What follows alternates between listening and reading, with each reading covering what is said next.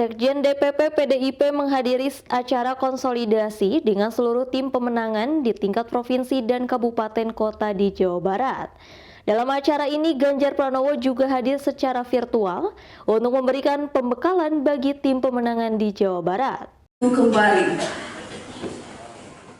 Ratusan tim pemenangan di tingkat kabupaten kota se-Jawa Barat menghadiri rapat konsolidasi yang dipimpin oleh Sekjen DPP PDIP Hasto Kristianto di salah satu hotel di Kota Bandung. Acara konsolidasi ini juga dihadiri oleh beberapa petinggi dari DPP Partai PDIP, Perindo, P3, dan Hanura. Dalam rapat konsolidasi, Ketua DPD PDIP Jawa Barat membacakan komitmen kemenangan Ganjar Mahfud di Jawa Barat. Selesai pembacaan komitmen, Hasto Kristianto memberikan pembekalan bagi seluruh tim pemenangan daerah Ganjar Mahfud Jawa Barat. Di samping itu, Capres nomor urut 3 Ganjar Pranowo juga mengikuti rapat konsolidasi secara virtual untuk langsung memberikan arahan bagi tim pemenangannya di Jawa Barat.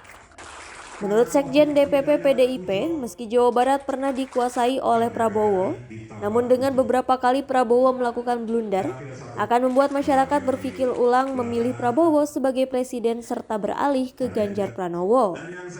Di samping itu disinggung terkait banyaknya intimidasi kepada kadernya, Hasto berpesan agar berani melawan dengan merekam aksi intimidasi sebagai bentuk perlawanan.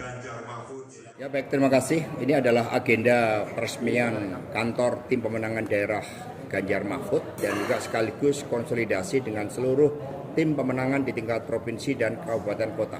Dengan restu dari Kiai Haji Ubaidillah Pondok Pesantren Cipasung dan juga saya mengenakan kaos dari Pak Solikin GP, maka spirit untuk pemenangan di Jawa Barat ini semakin kuat.